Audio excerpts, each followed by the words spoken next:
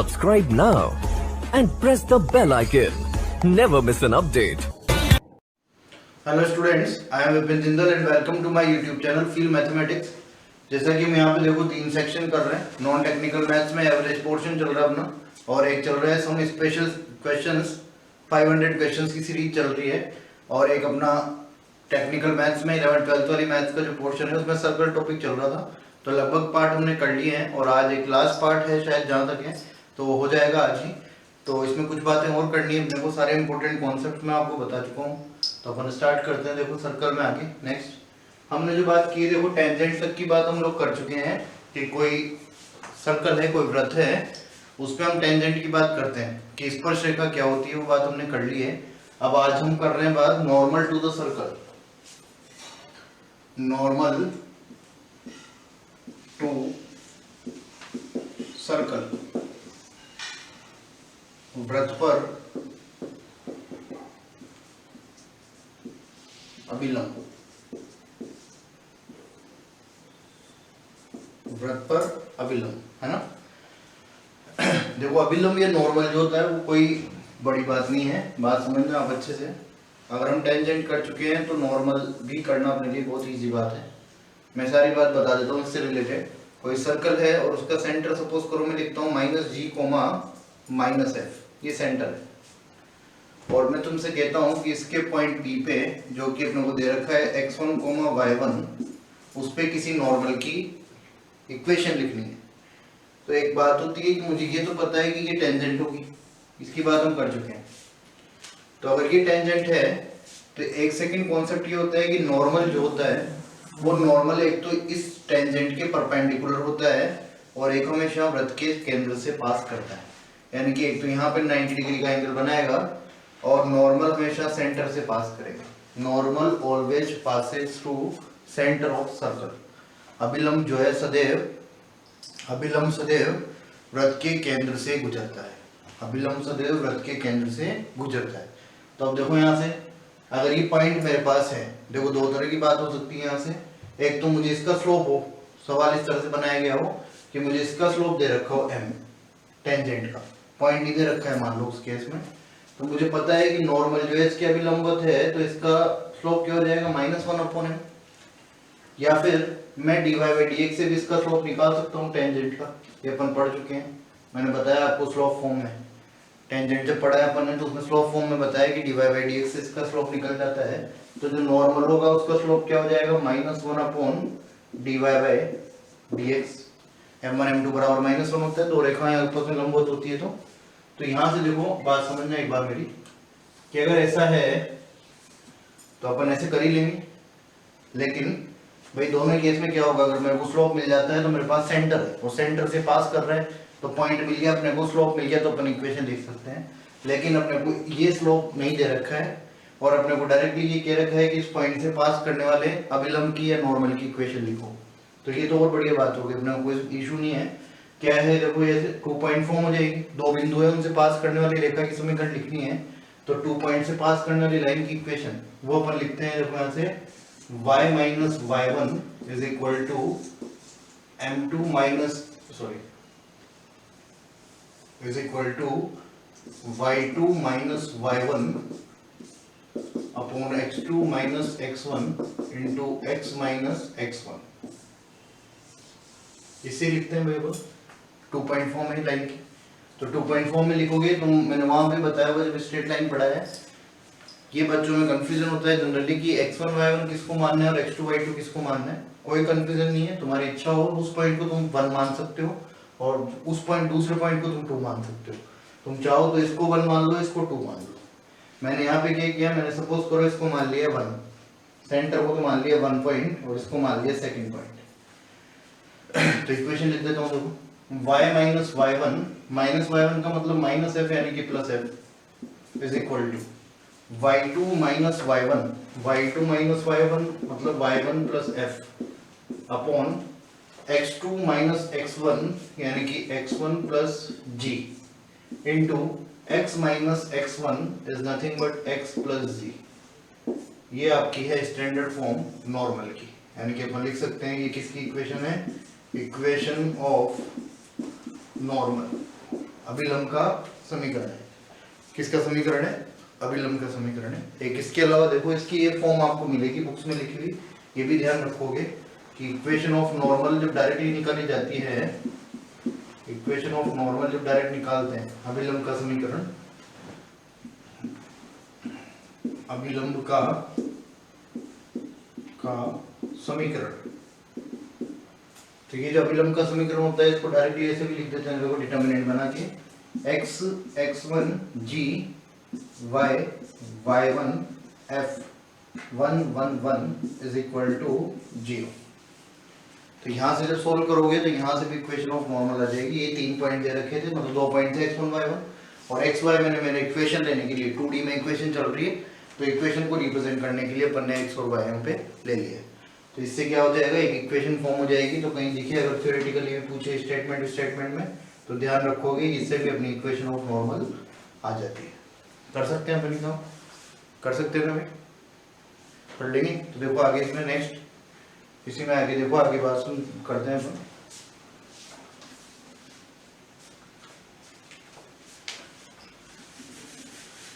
जो भी कर लेंगे सवाल करवा दूंगा मैं आपको, देखो अभी आगे एक बार।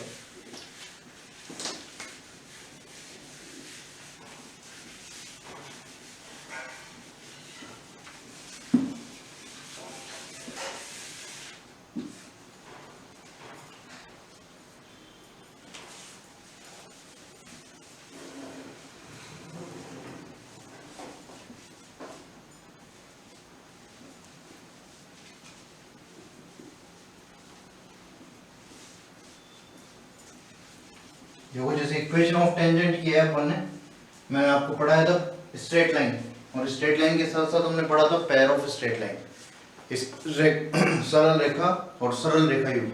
वैसे यहाँ इक्वेशन ऑफ टेंजेंट पढ़ लिया है, अब पढ़ रहे हैं अपन equation of pair of tangent. ये थोड़ी सी नई बात लगी अगर आपको तो समझना, इक्वेशन ऑफ पेयर ऑफ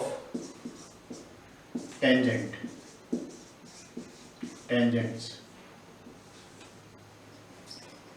स्पर्श रेखा युग्म का, स्पर्श रेखा युग्म का समीकरण, स्पर्श रेखा युग्म का समीकरण। देखो क्या होता है, देखो स्पर्श रेखा युग्म का समीकरण जो है, सपोज करो ये कोई सर्कल है मेरे पास, इस सर्कल में ये ऐसे स्पर्श रेखाएं हैं, ये ऐसे दो स्पर्श रेखाएं, ठीक है भाई। अब मैं ये चाहता हूँ कि जो दोनों स्पर्श रेखाएं हैं इनकी दोनों की कंबाइंड इक्वेशन क्या होगी, ध्यान रख लेना, देख लेना। सरल रेखा में करवाया मैंने लास्ट पार्ट में, पेयर ऑफ स्ट्रेट लाइन, सरल रेखा युग्म। वैसे यहाँ पे यानी कि ये जो दो स्पर्श रेखाएं हैं इनकी कंबाइंड इक्वेशन मेरे को लिखनी है। अब यहाँ से बात समझना एक बार, ये जो होता है सर्कल, इसका नाम होता है एस, ये बात अपन ऑलरेडी कर चुके हैं। इसका नाम क्या होता है, एस होता है ना। जैसे मान लो मैं इसका सेंटर 0,0 पे ले लेता हूँ एक बार, ताकि आपको समझाने के लिए इजी रहेगा। और सर्कल की इक्वेशन लेनी मैंने, x² + y² = r²। तो देखो यहाँ से s जो होगा वो s तो हो जाएगा x² + y² - r²। और ये जो दोनों स्ट्रेट लाइंस हैं, ये दोनों टेंजेंट्स हैं, वो किसी पॉइंट x1, y1 पर आकर इंटरसेक्ट करती है। यानी कि मैं ये भी कह सकता हूँ equation of tangents drawn from external point two the circle. ये बात ध्यान रखोगे, किसी भी बाह्य बिंदु से अधिकतम 2 स्पर्श रेखाएं खींची जा सकती हैं।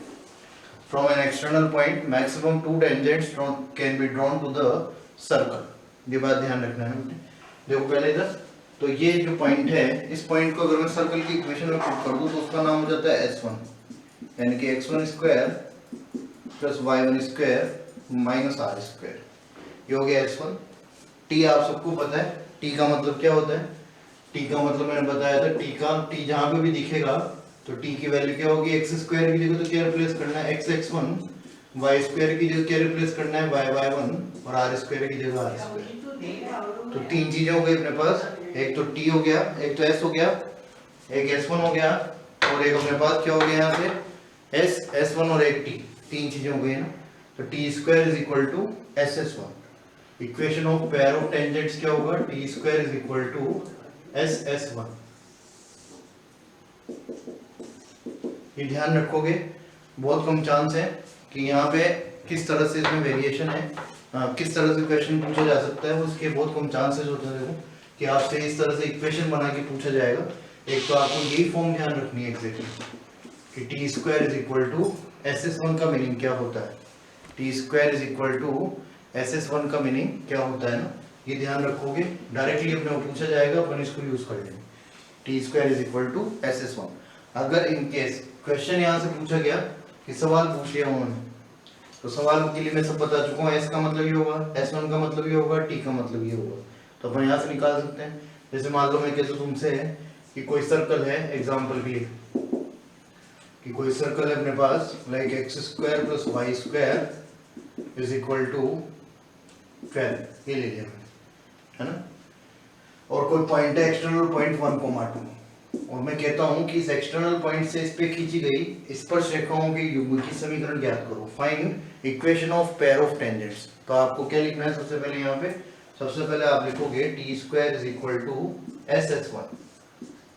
तीनों का मतलब मैं बता चुका हूँ, टी स्क्वायर में टी का मतलब क्या होगा, एक्स स्क्वायर की जगह रखा है एक्स एक्स वन रखा है, इसका मतलब ये तो गया एक्स, वाई स्क्वायर की जगह रखा Y Y one, Y into Y one कितना है 2, तो ये हो गया 2y, और आर स्क्वायर का इसको इधर ले आओगे तो माइनस का 12 का whole square is equal to, S का मतलब सर्कल की इक्वेशन हमने बात की लिखना, तो एस का मतलब हो गया X square plus Y square minus 12, और एस वन का मतलब क्या बताया मैंने कि पॉइंट को पुट करके वैल्यू निकाल लोगे, तो एस वन निकालोगे तो एस वन हो जाएगा एक्स वन का स्क्वायर 1, वाई वन का स्क्वायर 4, और इस 12 को इधर लाओगे तो 12 इधर आया तो -12, यानी कि फाइनली बचा -7, तो इनटू -7।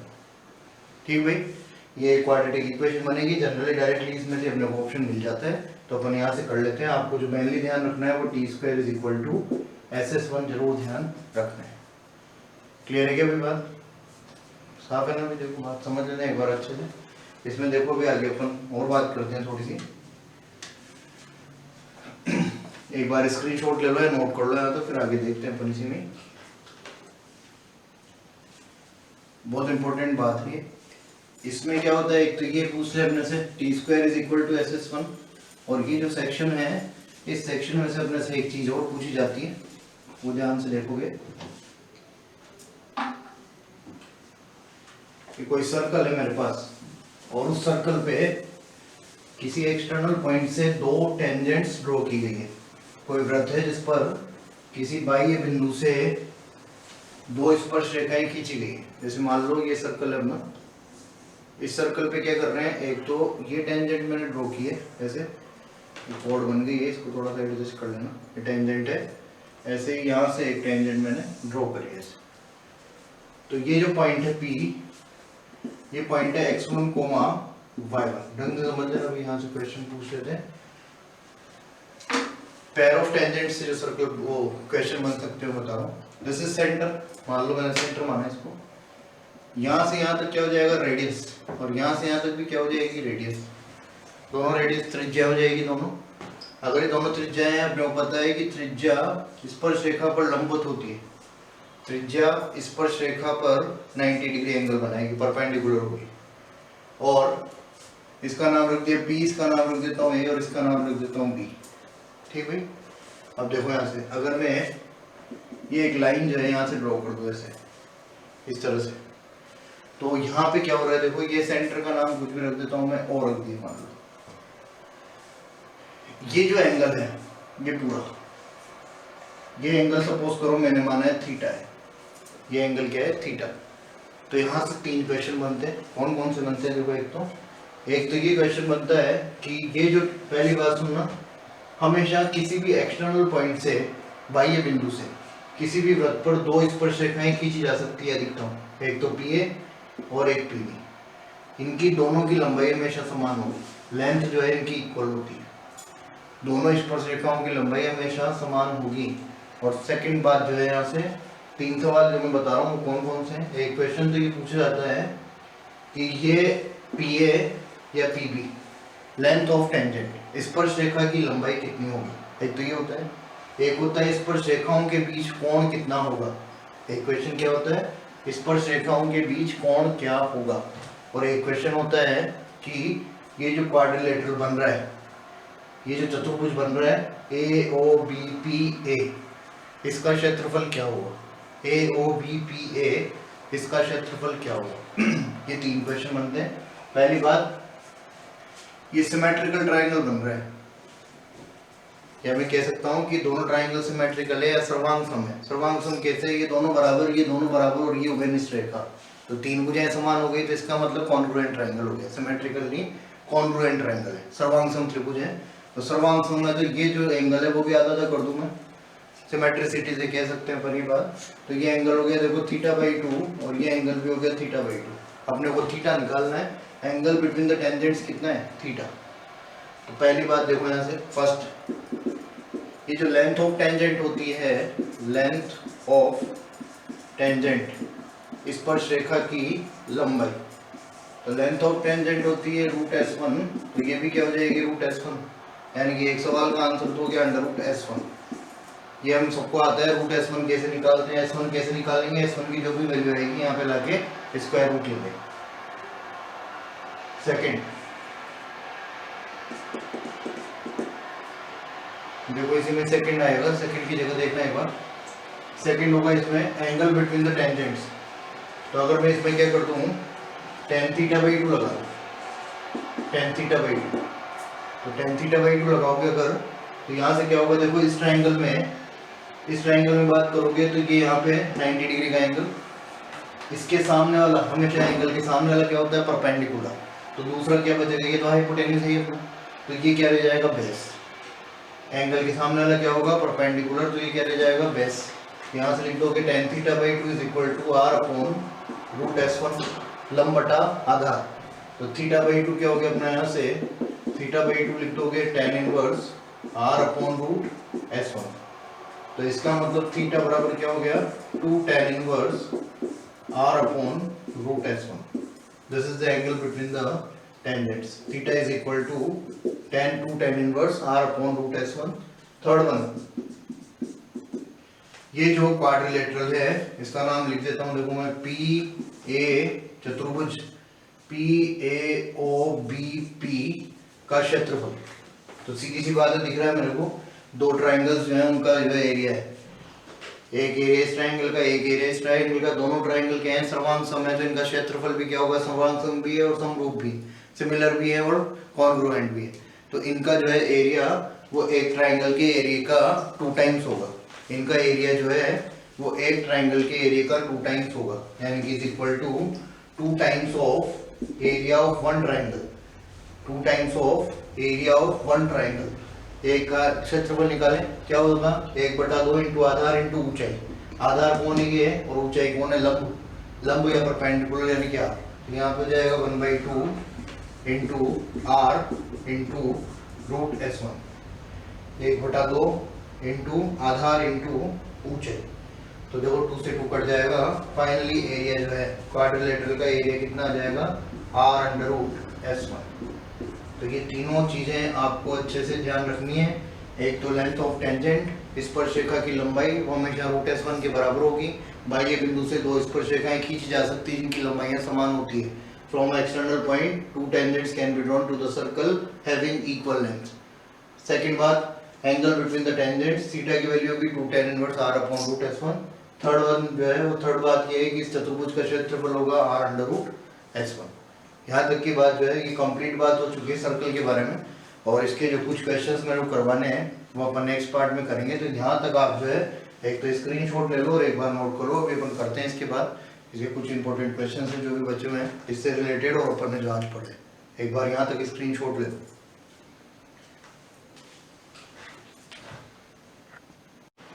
देखो आगे जो अपन ने कॉन्सेप्ट पढ़े हैं, एक तो लेंथ ऑफ टेंजेंट पढ़ा है और एक अपन ने साथ में क्या पढ़ा है, देखो एरिया ऑफ क्वाड्रिलेटरल और एंगल बिटवीन द टेंजेंट्स, ये बात अपन ने करी।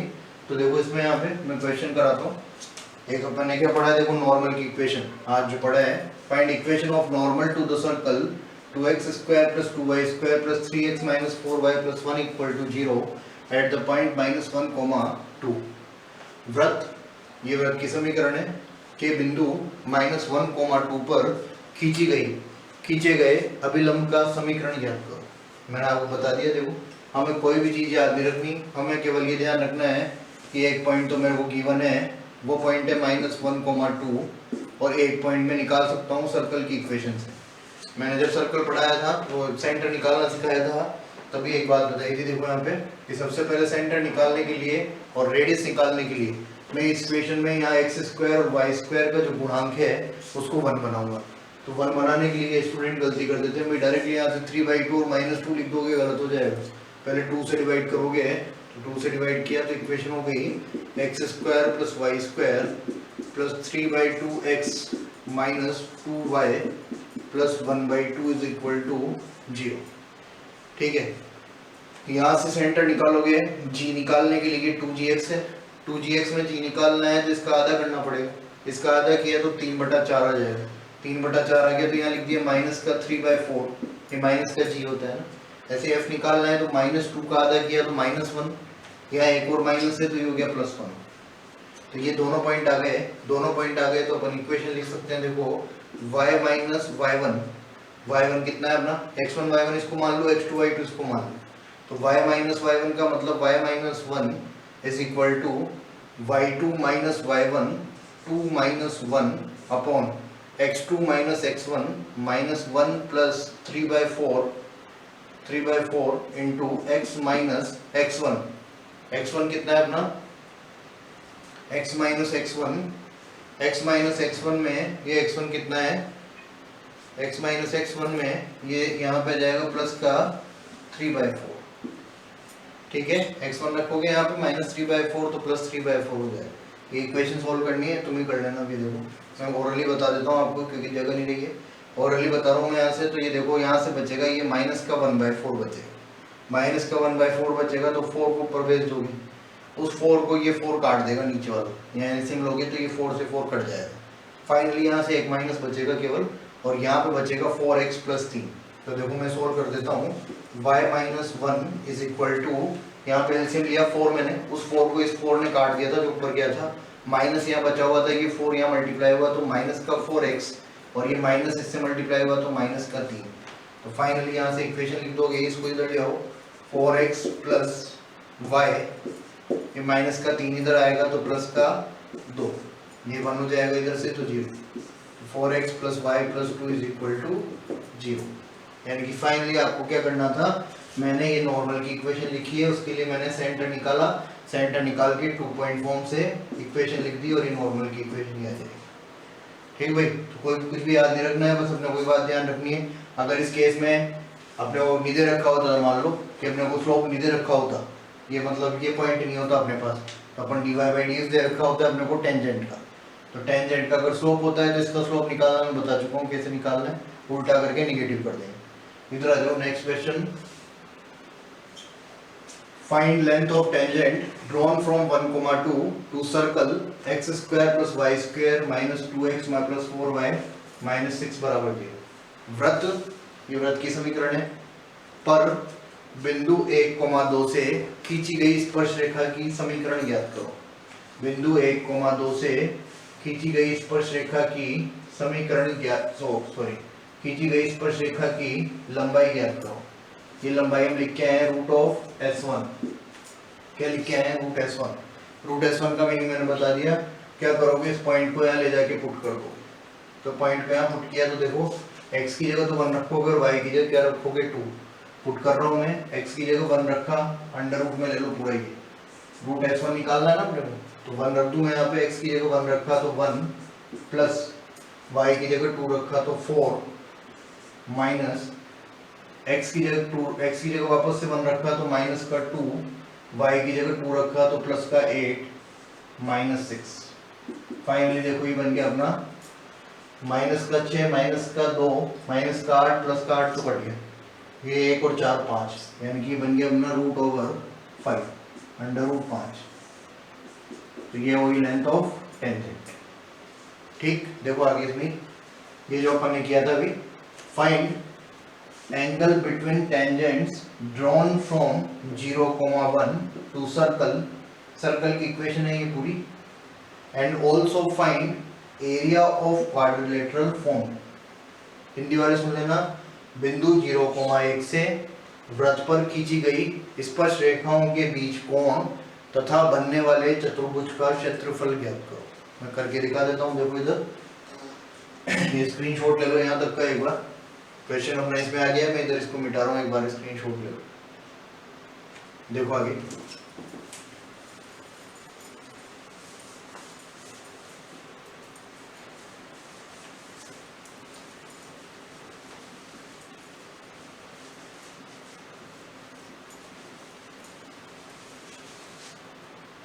देखिए, देखना एक बार भी, यह बात समझोगे अच्छे से एक बार।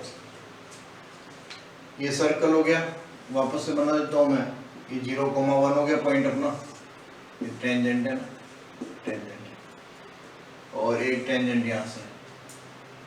ये 0,1 से इस सर्कल पे मैंने टेंजेंट जो है ड्रॉ करी। क्या किया है? टेंजेंट ड्रॉ करी है अपने। देखना क्या निकालना है, एंगल। एंगल हम लिख के आए theta is equal to 2 tan inverse r upon root s1। तो सबसे पहले तो मैं सेंटर निकाल लूँ और r निकाल लूँ, रेडियस निकाल लूँ। तो रेडियस निकालोगे, सेंटर निकालोगे। सेंटर के लिए इक्वेशन दे रखी है अपने को x² + y² - 2x + 4y। तो क्लियरली दिख रहा है कि सेंटर तो इसका आधा करके निगेटिव यानी कि 1,2 और ये हो गया -2। 1, -2 इसका सेंटर हो गया सर्कल में ना। 1, -2 इज सेंटर ऑफ सर्कल। यहाँ से देखो रेडियस निकाल लो, रेडियस हो जाएगी √g²। ये रेडियस ये तो होती है g² + f² - c। g का स्क्वायर 1, f का स्क्वायर 4 और c इसमें है नहीं इक्वेशन में। देखिए रेडियस आ गई √5। चलो √5 आ गई, एक वैल्यू और चाहिए √s1। √s1 में बता गया हूँ आपको, अभी अभी जस्ट किया है अपन ने। सर्कल में जो इक्वेशन होती है उसमें x की जगह 0 और y की जगह क्या पुट कर दोगे 1। तो x की जगह रखा 0 + 1, x की जगह 0 -2 × 0 प्लस y की जगह रखा 1 + 4 × 1। फाइनली बन गया √5। हाँ या ना, r आ गया, √s1 आ गया। दोनों वैल्यूज यहाँ लाके पुट कर दूं मैं, तो दोनों वैल्यूज यहाँ पुट करोगे तो 2 tan इनवर्स r की वैल्यू भी √5 है और √s1 की वैल्यू भी √5 है।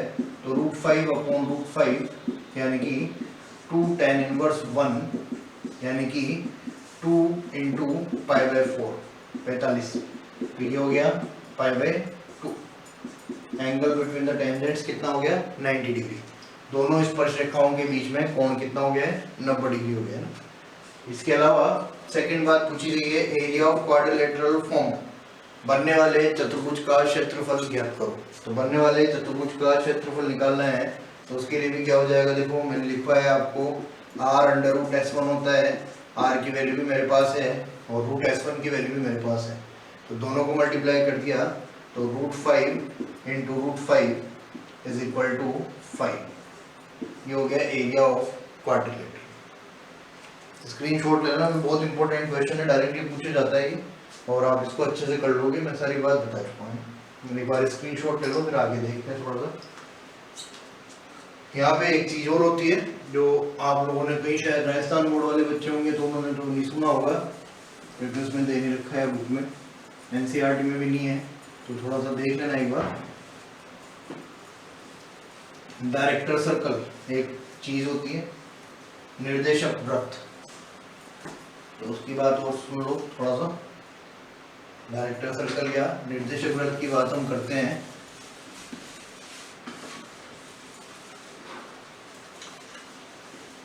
देखो ना फिर व्हाट इज डायरेक्टर सर्कल। निर्देशक वृत्त क्या होता है वो समझो पहले। डायरेक्टर सर्कल, डायरेक्टर सर्कल या बात करने अपन निर्देशक वृत्त की। पहले तो ये जो काम की बात है वो सुनोगे कि होता क्या है। कोई सा भी एक सर्कल है मेरा, इस सर्कल के करस्पॉन्डिंग एक वृत्त होता है और उस वृत्त का नाम होता है निर्देशक वृत्त या डायरेक्टर सर्कल। मैं कहता हूं कि इसका सेंटर जो है वो ये है और इस सर्कल की त्रिज्या जो है r है। तो इसके करस्पॉन्डिंग जो डायरेक्टर सर्कल बनेगा होता क्या है वो मैं अभी आपको बाद में बताऊंगा। पहले ये समझोगे कि मैं क्या कहना चाह रहा हूँ। ये जो डायरेक्टर सर्कल इसके करस्पॉन्डिंग बन रहा है, एक तो ये जो सर्कल बनेगा ये कॉन्सेंट्रिक होगा। कॉन्सेंट्रिक मतलब सकेंद्रीय। सकेंद्रीय का मतलब जो इस वृत्त का केंद्र है वही इस बाहर वाले वृत्त का केंद्र है, यानी कि किसी भी वृत्त का तथा उसके निर्देशक वृत्त का केंद्र सकेंद्रीय होते हैं या संपाती होते हैं, अपन ये कह सकते हैं। यानी कि centre of a circle and its director circle are concentric. दोनों क्या होंगे? कॉन्सेंट्रिक होंगे, एक ही जगह पर होंगे। तो रेडियस की बात भी कर लें।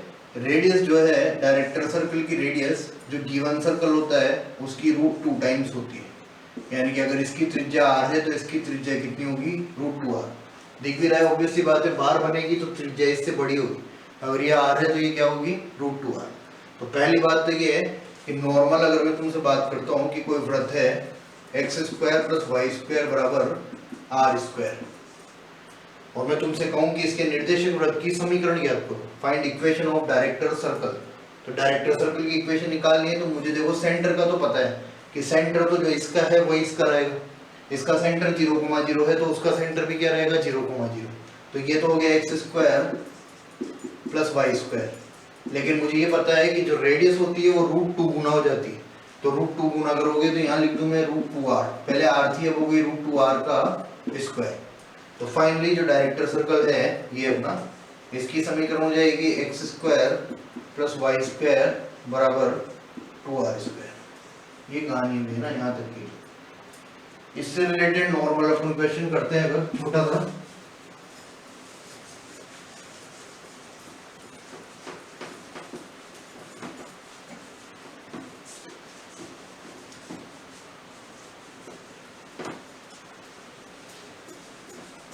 देखो यहाँ पे अगर हम बात करें एक नॉर्मल क्वेश्चन की, तो इसके लिए देखो यहाँ से एक जगह मान लो मैं कहता हूँ एग्जांपल के लिए कि कोई सर्कल है लाइक x² + y² = 8, और इसके डायरेक्टर सर्कल की या निर्देशक वृत्त की समीकरण अपने को निकालनी। तो यहाँ से क्या होगा? देखो इसकी रेडियस जो है इसका √2 गुना कर दो, या मैं डायरेक्टली पता है कि इसका 2 गुना कर दो।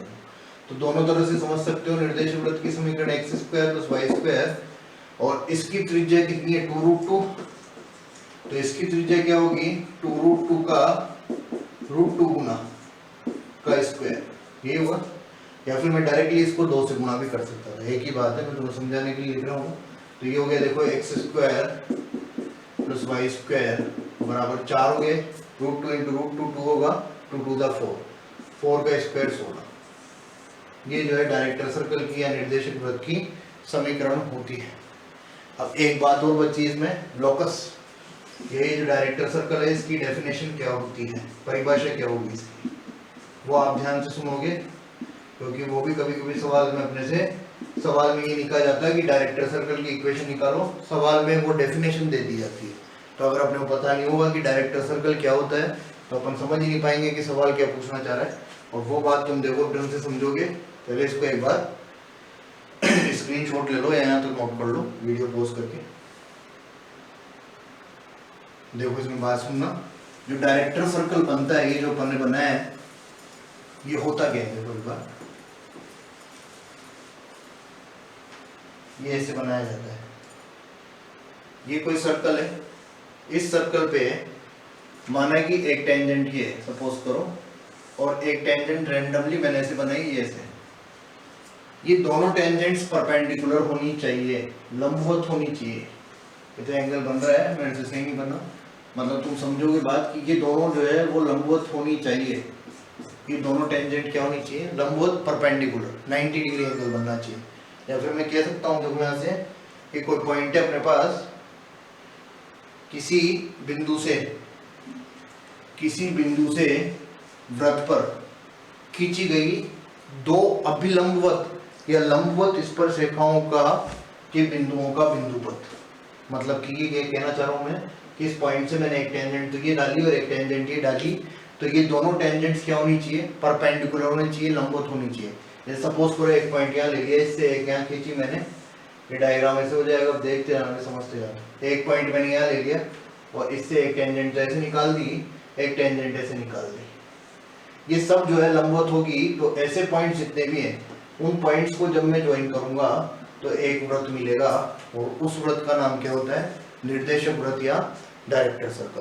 तो तुम्हें मैं शॉर्ट में यहाँ पे डेफिनेशन लिख देता हूँ ताकि आपको प्रॉब्लम नहीं आएगी, कहीं भी अगर पढ़ो तो समझ जाओगे।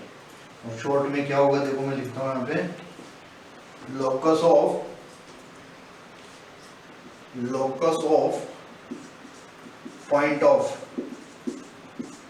of point of intersection of two perpendicular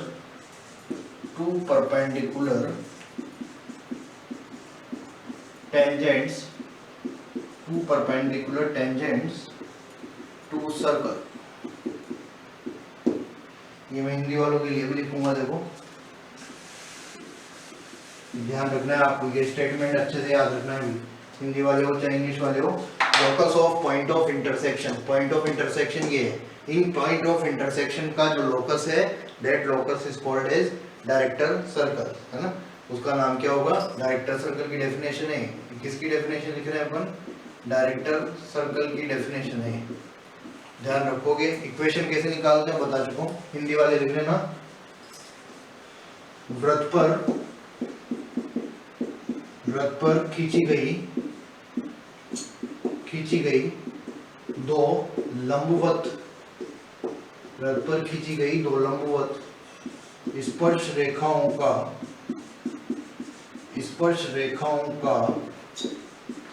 प्रतिच्छेद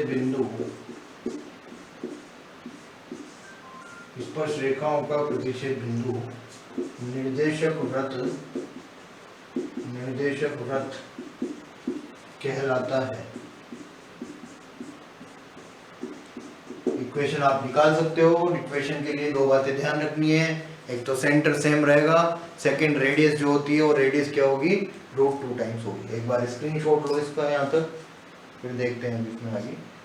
एक बार स्क्रीनशॉट ले लो यहाँ तक, बहुत इंपॉर्टेंट चीज है, भी ध्यान से देख लेना, इसको याद ही रख लेना, डायरेक्ट पूछा जाएगा। नॉन नेवी एयरफोर्स में तो यही पूछने में बहुत बड़ी बात है कि डायरेक्टर सर्कल की इक्वेशन क्या होती है। एनडी में पूछा गया तो या तो डेफिनेशन दे देंगे स्टेटमेंट में या असर्शन रीजन में, और हो सकता है क्वेश्चन ये डायरेक्ट वाला भी पूछ ले, या फिर सेंटर जो है, सपोज करो मैं ऐसे लिख दूं x-1 का होल स्क्वायर प्लस y² = 8, तो जो डायरेक्टर सर्कल बनेगा उसमें भी यहाँ पे क्या है, x-1 का होल स्क्वायर, यानी कि सेंटर हमेशा जो है दोनों के सेम रखने हैं अपने को, और जो रेडियस है वो रेडियस क्या कर देनी है, √2 टाइम्स। तो डेफिनेशन का काम है, डेफिनेशन भी नोट करोगे अच्छे से ना। ये सर्कल की पूरी बात है भाई, है ना, सर्कल की पूरी बात अपन ने कर ली है यहाँ पे। अब अपन जो है कॉनिक सेक्शन की तरफ मूव करेंगे। कॉनिक सेक्शन शांको परिचय, उसमें 3 पार्ट पढ़ने हैं, पैराबोला, इलिप्स और हाइपरबोला, परवलय, दीर्घवृत्त और अतिवृत्त परवलय।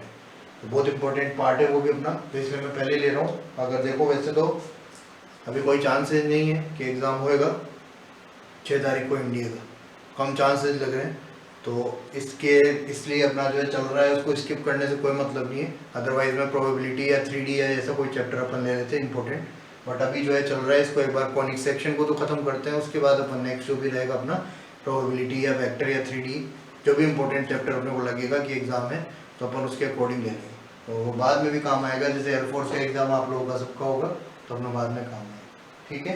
तो चैनल को ज़्यादा से ज़्यादा लाइक और सब्सक्राइब करें, इसको फॉरवर्ड करें, इसको ज़्यादा से ज़्यादा जितने लोगों से सब्सक्राइब करवा सकते हैं उतना करवाएं, तो इसको आगे से आगे बढ़ाएं ताकि मैं मोटिवेट हो सकूं। ऑल द बेस्ट, मिलते हैं नेक्स्ट क्लास में।